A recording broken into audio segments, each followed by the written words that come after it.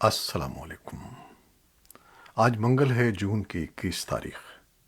پاکستان میں اس وقت شام کے 7، بھارت میں 7:30، اور یہاں ہماری اسٹوڈیوز کی گھڑیوں میں صبح کے 10 بج رہے ہیں۔ وائس آف امریکہ واشنگٹن کی اردو سروس سے میں ہوں خالد حمید، خبروں کے ایک بلیٹن کے ساتھ۔ پاکستان میں قومی اسمبلی میں حکومت کی جانب سے پیش کردہ بجٹ کے اگلے ہفتے منظوری کے امکانات روشن ہو گئے ہیں۔ وفاقی وزیر خزانہ مفتاح اسماعیل نے منگل کے روز دعویٰ کیا تھا کہ آئی ایم ایف سے قرض کی نئی قسط کے لیے معاملات 1 سے 2 روز میں حل ہو جائیں گے۔ تاہم اس معاملے سے جڑے بعض افراد نے وائس آف امریکہ کو بتایا کہ دونوں فریقین کے درمیان اب بھی رابطے جاری ہیں اور معاملات کو حتمی شکل دی جا رہی ہے۔ اس حوالے سے پاکستان اور آئی ایم ایف کے اعلیٰ سطح کے افسران کے درمیان آج رات کسی وقت حتمی مذاکرات کا امکان ظاہر کیا جا رہا ہے۔ پاکستان کو درپیش معاشی بحران کے حل اور اس کے ساتھ بین الاقوامی ادائیگیوں کے لیے آئندہ سال کے اختتام پر $40 ارب کی خطیر رقم درکار ہے، جس کے لیے ماہرین کا کہنا ہے کہ آئی ایم ایف کے ساتھ پروگرام میں دوبارہ شامل ہونا ناگزیر ہو چکا ہے۔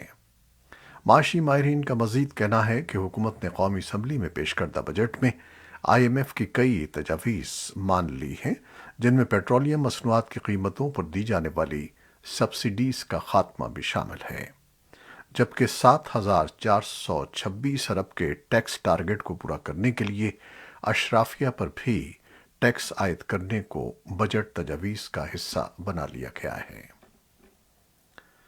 الیکشن کمیشن آف پاکستان ای سی پی نے سابق حکمراں جماعت پاکستان تحریک انصاف کی فارن فنڈنگ سے متعلق کیس کا فیصلہ محفوظ کر لیا ہے۔ تحریک انصاف کے منحرف رہنما اکبر ایس بابر کی جانب سے سن 2014 میں الیکشن کمیشن میں دائر کردہ کیس پر 8 برس تک سماعتیں ہوتی رہیں۔ منگل کو کمیشن نے کیس پر فیصلہ محفوظ کیا تو تحریک انصاف کی جانب سے وکیل شاہ خاور پیش ہوئے، جبکہ درخواست گزار اکبر ایس بابر بھی اس موقع پر موجود تھے۔ تحریک انصاف کے رہنما اسد عمر نے 24 اپریل کو فارن فنڈنگ کیس کا فیصلہ 1 ہفتے میں کرنے کا اسلام آباد ہائی کورٹ کے سنگل بینچ کا فیصلہ چیلنج کیا تھا، جس پر عدالت نے سماعت کرتے ہوئے الیکشن کمیشن کو سنگل بینچ کے حکم پر عمل درآمد سے روک دیا تھا۔ تحریک انصاف کا موقف رہا ہے کہ فارن فنڈنگ کیس میں صرف تحریک انصاف پر توجہ مرکوز کی گئی ہے، جبکہ باقی سیاسی جماعتوں کے فنڈنگ معاملات بھی الیکشن کمیشن میں زیر سماعت ہیں۔ طالبان حکومت کے قائم مقام نائب وزیر تعلیم سید احمد شہید خیل اور اعلیٰ تعلیم کے قائم مقام وزیر عبدالباقی بصیر اول شاہ عبدالباقی حقانی کے لیے مفت پرواز کرنے پر پابندی لگا دی گئی ہے۔ اقوام متحدہ نے نوعمر لڑکیوں کی پچھلے 250 دن سے اسکول واپسی نہ ہونے پر دونوں رہنماؤں پر سفری پابندیاں بحال کرتی ہیں۔ سفارتکاروں نے اے ایف پی کو بتایا کہ اقوام متحدہ نے پیر کو اعلان کیا کہ طالبان کے 2 عہدیداروں پر افغان خواتین پر عائد پابندیوں کے جواب میں سفر کرنے پر پابندی لگائی گئی ہے۔ طالبان نے 6 ماہ سے زائد عرصے تک قید میں رکھنے کے بعد پیٹر جوونل سمیت 5 برطانوی شہریوں کو اتوار کے روز رہا کر دیا ہے۔ ذبیح اللہ مجاہد نے کہا کہ برطانوی شہریوں کو افغانستان کے قوانین اور افغان عوام کی روایات کی خلاف ورزی کرنے پر حراست میں لیا گیا تھا۔ پیٹر جوونال، جنہوں نے صوبے پروان کی ایک افغان لڑکی سے شادی کی تھی، افغانستان پر سابق سوویت یونین کے حملے کے دوران فرنٹ لائن سے رپورٹنگ کرتے تھے، لیکن گزشتہ کچھ برسوں سے وہ کابل میں ایک گیسٹ ہاؤس چلا رہے تھے۔ برطانوی شہریوں کو برطانیہ کی حکومت کے اس بیان کے بعد رہا کیا گیا جس میں کہا گیا تھا کہ برطانیہ افغان شہریوں سمیت کسی کو افغانستان میں تشدد کے ذریعے سیاسی تبدیلی یا سیاسی مقاصد کے لیے تشدد بھڑکانے والی کسی بھی سرگرمی کی حمایت نہیں کرتا، اور وہ برطانیہ کی سرزمین کو کسی منصوبہ بندی یا تیاری کے لیے استعمال کی اجازت نہیں دے گا، اور ہم دوسروں کی ایسا کرنے سے سختی سے حوصلہ شکنی کرتے ہیں۔ عالمی خوراک پروگرام WFP کا کہنا ہے کہ تنظیم کے پاس اب اتنے فنڈز نہیں ہیں کہ وہ مطلوبہ رفتار اور پیمانے پر اپنی سرگرمیاں جاری رکھ سکے۔ پورے افغانستان میں لاکھوں خاندان شدید غذائی عدم تحفظ کا شکار ہیں۔ WFP نے اب تک ریکارڈ 18 ملین لوگوں تک 4 لاکھ میٹرک ٹن خوراک اور $118 ملین پہنچائے ہیں، لیکن اب ادارے کے پاس فنڈز کی کمی ہے۔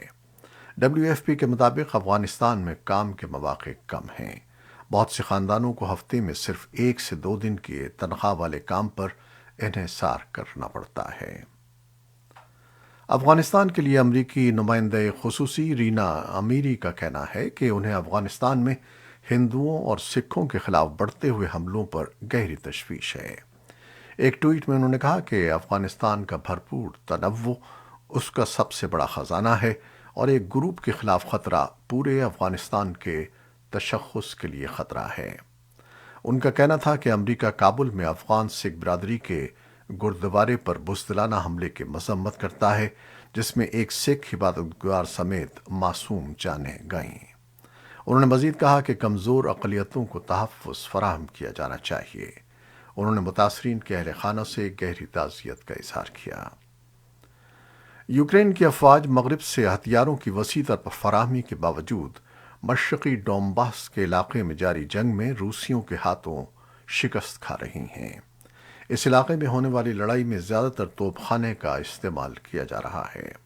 اگرچہ روسی ایک ہی وقت میں کئی گھنٹوں تک مسلسل بھاری فائرنگ کر سکتے ہیں، لیکن دفاع کرنے والے یوکرینی فوجی ہتھیاروں یا گولہ بارود سے دشمن کا مقابلہ نہیں کر سکتے، اور ان کے لیے ضروری ہے کہ وہ اپنے اسلحے کا استعمال دانشمندی سے کریں۔ ایک مسئلہ یہ ہے کہ مغربی دفاعی صنعتیں ضرورت کو پورا کرنے کے لیے تیزی سے ہتھیار تیار نہیں کر سکتیں، اور دوسرا مسئلہ یہ ہے کہ یوکرینیوں کو مغربی ملکوں سے فراہم کیے جانے والے ہتھیاروں کو استعمال کرنے کے لیے تربیت درکار ہے۔ روس اس بات کی تردید کرتا ہے کہ وہ جان بوجھ کر یوکرین سے گندم کے برآمدات کو روک رہا ہے اور وہ خوراک کی عالمی قیمتوں میں اضافے کا ذمہ دار مغربی ممالک کی طرف سے عائد پابندیوں کو قرار دیتا ہے۔ یورپی یونین کی خارجہ پالیسی کے سربراہ جوزپ بوریل نے روس کے اقدامات کو ایک حقیقی جنگی جرم قرار دیا۔ انہوں نے پیر کے روز لکسمبرگ میں جمع ہونے والے یورپی یونین کے اعلیٰ سفارتکاروں کو بتایا کہ یہ ناقابل فہم ہے اور کوئی سوچ بھی نہیں سکتا کہ یوکرین میں لاکھوں ٹن گندم رکی ہوئی ہے، جبکہ باقی دنیا میں لوگوں کو بھوک کا سامنا ہے۔ ادھر امریکی وزیر خزانہ جینٹ یلن اور کینیڈا کی وزیر خزانہ کرسٹیا فری لینڈ نے پیر کو ٹورانٹو میں ملاقات کی تاکہ روس کے خلاف اقتصادی دباؤ کو بڑھانے کے لیے پابندیوں اور دیگر طریقوں پر تبادلہ خیال کیا جا سکے۔ یلن نے میٹنگ کے آغاز میں کہا کہ دونوں ملک گیس اور توانائی کی بلند قیمتوں کا مقابلہ کرنے کے لیے توانائی کی پیداوار کو بڑھانے کے لیے مل کر کام کریں گے۔ لتھوانیا یورپی یونین کی پابندیوں سے متاثر ہونے والی اشیاء کی روسی بالٹک سمندر تک ریل کی نقل و حمل کو روکنے کے اپنے فیصلے کا دفاع کر رہا ہے۔ اس اقدام نے خطے میں شدید کشیدگی کے درمیان ماسکو کو اشتعال دلایا ہے۔ ملک کے وزیر خارجہ نے کہا کہ لتھوانیا یورپی یونین کی طرف سے لگائی گئی پابندیوں پر عمل درآمد کر رہا ہے کیونکہ وہ اس کا ایک رکن ہے۔ انہوں نے کہا کہ یہ اقدامات یورپی کمیشن کے ساتھ مشاورت اور اس کے رہنما خطوط کے تحت کیے گئے ہیں۔ صدر بائیڈن نے کہا ہے کہ وہ پیٹرول پر وفاقی ٹیکس میں چھوٹ دینے پر غور کر رہے ہیں، جس سے صارفین کو 18.4 سینٹ فی گیلن بچت ہو سکتی ہے۔ ایسوسی ایٹڈ پریس کے مطابق پیر کے روز بائیڈن نے نامہ نگاروں کو بتایا کہ ان کا فیصلہ اس ہفتے کے آخر تک آ سکتا ہے۔ انتظامیہ عوام کو پمپ پر زیادہ قیمتوں سے بچانے کے طریقے تلاش کرنے کی کوشش کر رہی ہے، جن میں گزشتہ سال اضافہ ہونا شروع ہوا اور فروری میں یوکرین پر روس کے حملے کے بعد قیمتیں مزید بڑھ گئیں۔ جاپان کے وزیر اعظم فومیو کشیدا نے منگل کے روز اپنے ملک کے دفاعی اخراجات میں خاطر خواہ اضافے کا اعلان کیا ہے، لیکن کہا کہ ان اخراجات کے لیے کوئی عددی اہداف نہیں ہیں۔ یوکرین پر روس کے حملے اور شمالی کوریا کے میزائل تجربات کے ساتھ ایشیا میں بڑھتی ہوئی کشیدہ صورتحال اور چین کے زیادہ زور آور ہونے کے پیش نظر وزیر اعظم کشیدہ نے 5 سالوں میں دفاع کو بنیادی طور پر مضبوط کرنے کا عزم ظاہر کیا۔ سیاسی جماعتوں کے رہنماؤں کے ساتھ ایک بحث میں سوال پر کہ وہ جاپان کے دفاعی اخراجات میں کتنا اضافہ کرنے کا ارادہ رکھتے ہیں اور وہ اس اضافے کو کس طرح مالی اعانت فراہم کریں گے، کشیدہ نے کہا کہ ان کا کوئی عددی ہدف نہیں ہے۔ انہوں نے وضاحت کی کہ پچھلے مہینے امریکی صدر جو بائیڈن کے ساتھ بات چیت میں یہ مسئلہ زیر بحث نہیں آیا ہے اور ہم نے سربراہی اجلاس میں عددی اہداف پر بات نہیں کی تھی۔ برطانوی ریل ملازمین نے آج منگل سے کئی دہائیوں میں اپنی سب سے بڑی ہڑتال کا آغاز کیا۔ ریل انتظامیہ اور ریل میری ٹائم اور ٹرانسپورٹ ورکرز یونین تنخواہ اور ملازمت کے تحفظ سے متعلق تنازع کو حل کرنے میں ناکام رہے۔ ہڑتال کو روکنے کے لیے آخری منٹ کی بات چیت ناکام ہو گئی۔ یونین رہنماؤں کا کہنا ہے کہ تنخواہ مہنگائی کا مقابلہ کرنے میں ناکام رہی ہے۔ برطانوی ٹرانسپورٹ سیکریٹری گرانٹ شیپس نے خبردار کیا کہ ہڑتال بڑے پیمانے پر خلل کا باعث بنے گی۔ 40,000 ارکان پر مشتمل یونین جمعرات اور ہفتے کو بھی ہڑتال کرنے کا ارادہ رکھتی ہے۔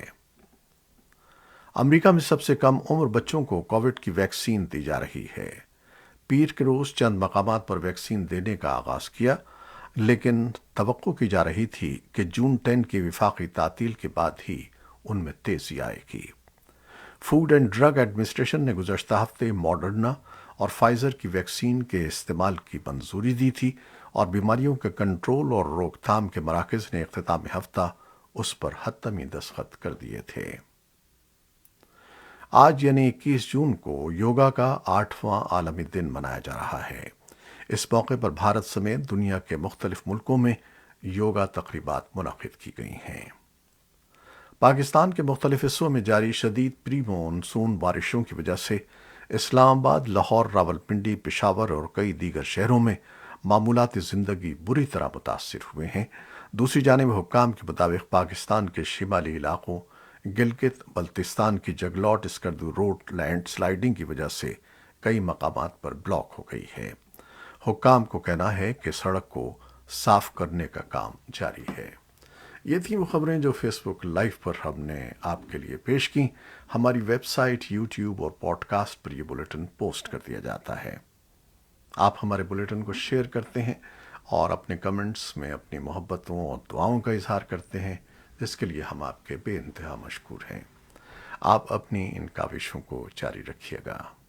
خالد حمید کو اجازت دیجیے گا۔ اللہ حافظ۔